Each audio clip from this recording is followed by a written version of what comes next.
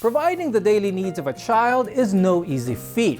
Ensuring that they grow up in a safe and healthy environment could be another daunting task.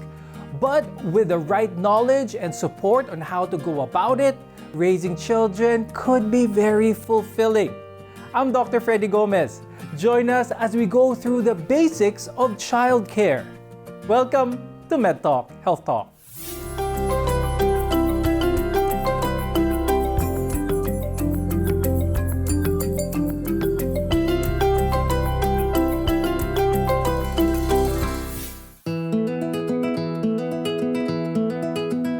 A baby's milestones are very important to us. It could be as simple as the first time they smiled, or when they started to crawl, or maybe when they uttered a word that you could actually understand. When do these milestones actually happen, and what should parents do if these milestones aren't met at a certain time? Now, to tell us more about this stage is neurodevelopmental pediatrician Dr. Catherine Baltazar Braganza from the University of Santo Tomas Hospital. Hello and welcome, Kat, to Med Talk Health Talk. Thank you. Now, this is very important for a lot of parents, especially parents with new children. Pero bago yon, pag-usapan natin, what are milestones? Importante ba ito? Is this a good gauge to assess the neurodevelopmental health of a child? Actually, it's really a good gauge. It's been studied. Typical children would achieve certain milestones at specific time of age. So as parents, this could be a good gauge that our children are developing at par. Ano ba yung mga common milestones to expect at a child at kung anong edad? Usually kasi, we look at milestones from different domains of development. So that's gross motor, that's walking, language, and then the socio-emotional, cognitive. But I think important for our viewers to understand are the gross motor, language, and socio-emotional milestones. So for the gross motor, they should have good head control as early as 5 months, and they should be rolling over at 5 months, sit without support at 10 months, and then walk on their own. The range would be from 12 months to 18 months, and then it will follow the running. But I think the parents should know the initial ones, yung good head control, sitting, and walking. Okay,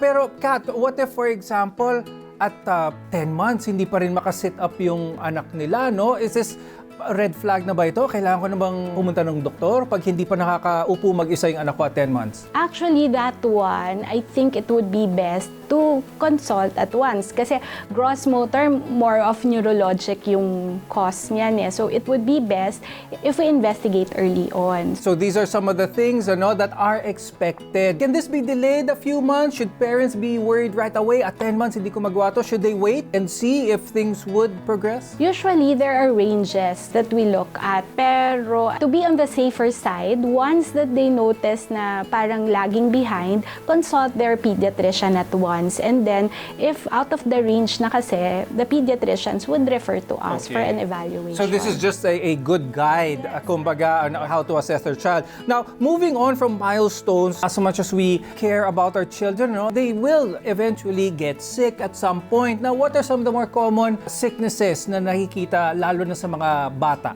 Usually, children would be brought to clinic because of the usual cough and colds, fever, diarrhea, but the main causes of morbidity in children is pneumonia, and then AGE, gastroenteritis. Okay, so all of this, of course, dapat magpakita na sa pediatrician right away. But among the diseases that are around, what is very important sa mga bata is yung mga diseases that can be prevented by vaccines. Pag-usapan natin yun, how important are vaccines lalo na sa mga bata ngayon? Very important. Kasi like for me, kahit na my practice is mostly developmental, of course, when the child gets sick, nasasayang yung time nila to develop. So, since proven na naman that vaccines could prevent diseases, it is best to be updated to keep the immunization updated. These are diseases that have been proven to work with certain vaccines. Let's give some vaccine preventable diseases para sa mga new parents out there, para rin alam nila, para make sure that they are up to date. Usually, kasi diba, at birth pa lang, the children will be given BCG and Hepa B. Tapos, Hepa B would have series of doses pa rin. Tapos, the next one would be at 1 month. at that time when they visit their pedia, they would be given also DPT, Hib, H influenza vaccine, which is very important. And then they have to go to their pediatrician at 6, 10, and 14 months to complete. And then there are booster doses pa rin. And then there's pneumococcal vaccine and rotavirus vaccine for early on. That's naman for diarrhea. So some of the ones that you mentioned earlier, that is for tuberculosis, that's for diphtheria, pertussis, and tetanus as well. Now, all of these diseases, nakukuha to around us regularly. So we want to be able to protect the child from all of this that can be there. Now, Kat, one of the issues with a lot of parents nowadays, which might be a cause of vaccine hesitancy, is the fear that itong mga vaccines na to, hindi ito safe. Baka magkaroon ng mental delay ang aming mga anak because of these vaccines. What can you say about this? What is the latest news now? That has been proven wrong already. So previously, there was hesitation in getting the measles vaccine because they thought it causes autism. It just so happened that the symptoms of autism come out at the same time the measles vaccine is given. So I think the parents should trust their doctors and the benefits that we could get from the vaccine. Yes, because at the end of the day, all of this information is there para sa benefit ng child. These vaccines, especially those given to prevent certain diseases of a child, has been already proven safe. What other advice can you give our parents out there, especially those new parents, mga maliit na bata, mga toddlers? I think for new parents, as we always emphasize, you have to provide good environmental stimulation. So younger kids learn through experience. So they have to provide materials that they could use to learn, and they should always talk to their children. Okay, speaking of talk to your children, before we go, Kat, what advice can you give parents out there na frustrated, lalo na pag 2-year-old, they want them to perform something and instead napapagalitan nila yung bata nila? What advice can you give parents, especially for those who may not be so adept yet on how to handle young children and their behaviors? 2 years old kasi, it's a time that they're still learning. So it's also the time that they would want to do things different from what their parents tell them. So they should be patient, give stimulation, and if they're frustrated, they could naman tell them na that's wrong kasi, but don't expect that they know right and wrong already because that will come a bit later. But they could start telling the child what is right and wrong. Okay, but in any case, physical punishment or ang palo is never on the table here. Oh, yeah. Okay, thank you so much, Dr. Kat. We learned definitely a lot about how to understand milestones and how to deal with vaccines and vaccine-preventable diseases, of course. So thank you so much for joining us here. Now, if your 2-year-old or your toddler has an accident and gets hurt, don't panic. Later on in the show, we will tell you what to do on basic first aid for children. So keep it here on MedTalk Health Talk.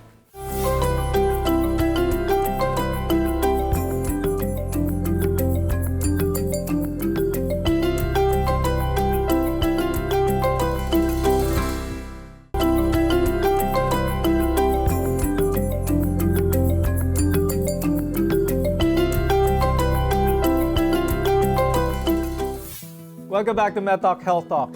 When it comes to child care, we need to take steps in order to be proactive to take care of not just their well-being, but their health as well.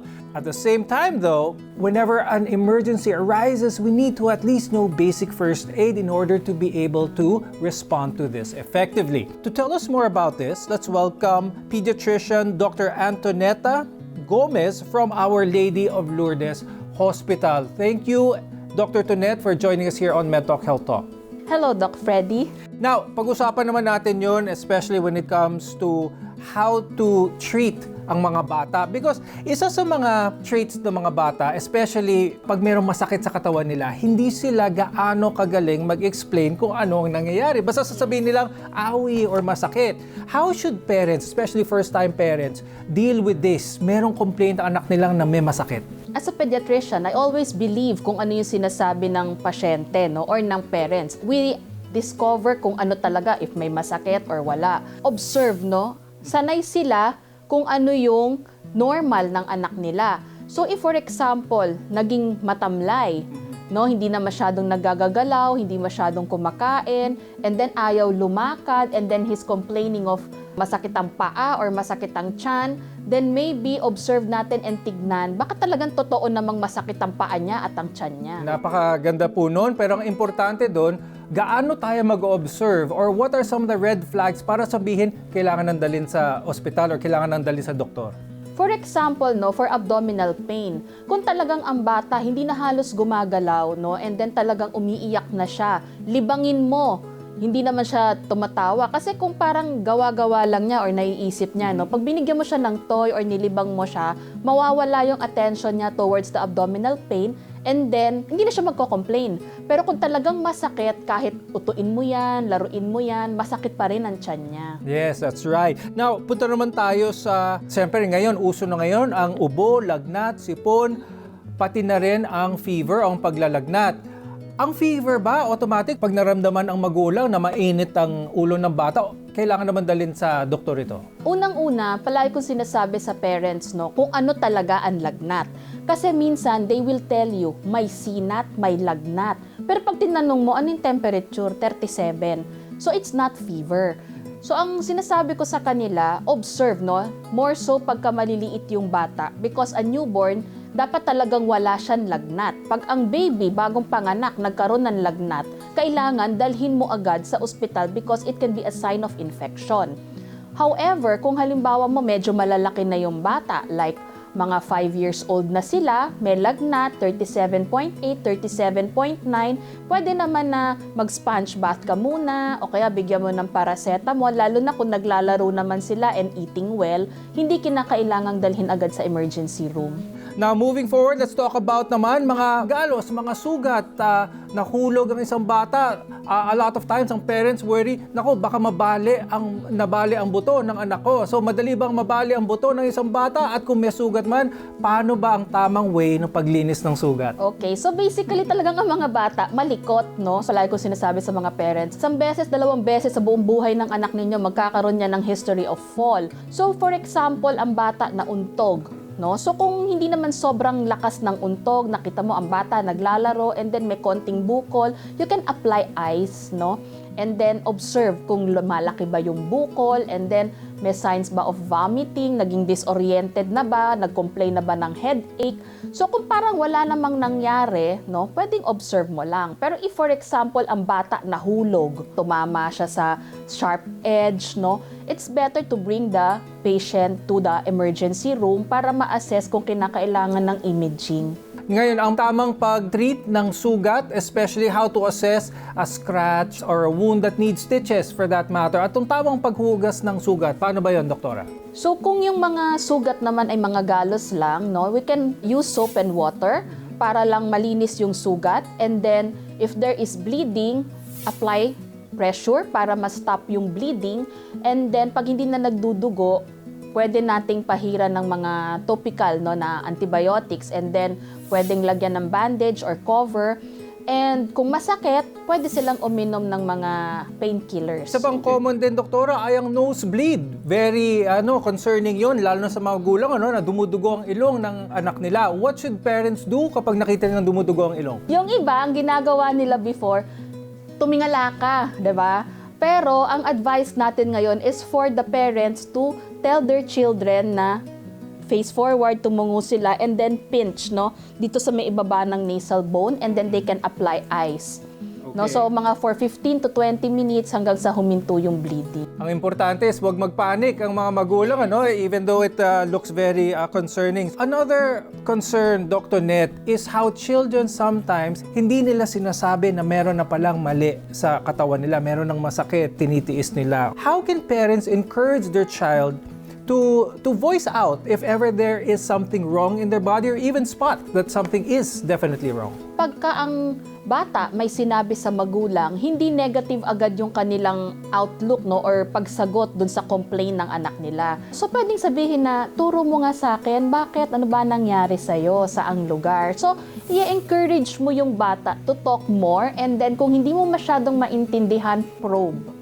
Communication lines have to be good between parent and child and never dismiss kung meron concern man sila. So napakarami talaga natutunan, especially when it comes to first aid sa inyo, Doktora. But it does not stop there because when MedTalk Health Talk returns, we will learn now how to best keep your home safer for children so that you as parents will worry maybe a little less. So keep it here on MedTalk Health Talk. We'll be right back.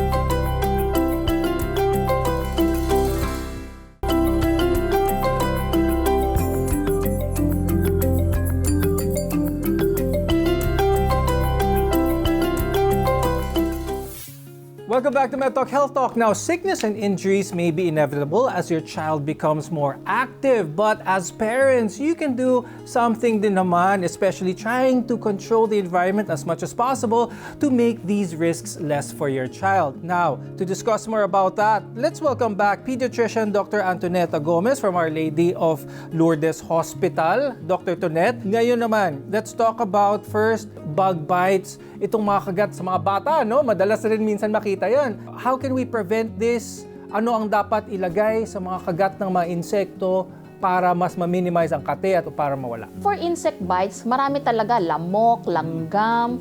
So, ang ano natin dyan, pwede nilang lagyan ng damp cloth na malamig.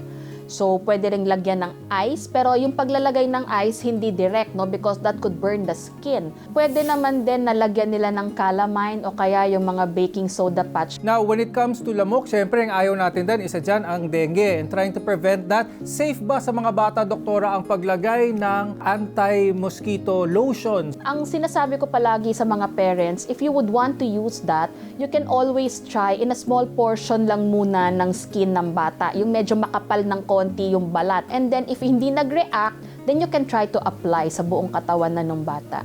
What are some of the red flags na pwede masabi ng isang parent na baka may dengue ang anak ko? So, meron siyang fever, no? Usually, it's high-grade fever lasting for 4 to 5 days. May headache, loss of appetite. So, pag nakita nilang ganon, then medyo 2 to 3 days na, matamlay na yung bata, they have to seek consult. Okay, better to be safe, ano, to check for dengue. Now, moving on to yung household naman, kung saan nakatira yung bata, how can parents best keep their home child-friendly, kumbaga free from as many risks as possible? As early as birth, no, yung kanyang infancy, kinakailangan maingat na rin yung parents, no, dun sa crib. So, dun pa lang sa crib, di ba, naglalagay ng mga toys, no? They have to make sure that the toys are anchored very well kasi baka mahulog yun dun sa bata. And then, yung mga naglalagay ng kung ano-anong mga comforter, no? Maraming mga unan, gusto nilang may mga stuffed toy. So, they should avoid that kasi pwedeng masuffocate yung bata. Now, let's go to household chemicals. Lalo na kapag yung bata ay nasa 2-3 years old, mabilis na silang gumalaw, they start to reach things. What should parents be aware about, especially with chemicals lying around the house? Maraming mga disinfectant, mga cleaning agents. So as much as possible, they should not place it sa mga mabababang lugar na pwedeng abutin ng bata. And second, yung mga bumibili ng tingi-tingi, wag nilang ilalagay sa container ng mineral water. Kasi more often than not, may uhaw na bata, bigla niyang iinumin, buti na lang mabaho siya. So, hindi makakainom, supposedly, ng madami dahil sa baho. Okay, so moving on from yung mga chemicals, ano, na keep it out of reach of children, how should parents deal naman with sharp edges around? Merong mga nabibili na ina-attach sa mga edges na rubber, no, para hindi siya ganun ka-sharp. Pwede naman yon. And then, dun sa mga sockets, meron ding nabibili na ipina-plug, no, because some children natutuwa sila, then they tinker, sinusungkit nila yung loob. What other advice can you give parents, especially new parents out there, on trying to keep their home a very good, conducive place for learning, for being curious, but at the same time being safe? Merong mga toys, no, na nasa floor, yung mga rubber mat. Yung bata, matutuwa siya na tignan yon, gapang-gapang siya, and at the same time, hindi masakit, no? Tapos pwedeng lumakad-lakad yung bata doon. Kung madapa siya ng konti, hindi diretso sa sahig. And then, yung mga books, safe yon na paglaruan ng bata. Di kagaya nung mga kung ano-ano nga na may mga small portions na pwedeng ma-detach at malulo ng bata. Okay, thank you very much for that, Dr. Net. Sana marami talagang natutunan ng ating mga viewers regarding that because there are definitely so many things to consider whenever you raise a child, and taking that extra time to know about them and taking that time to invest in your child will enable them to not only grow great physically, mentally, but emotionally as well. I'm Dr. Freddy Gomez, and thank you for watching us here on MedTalk Health Talk.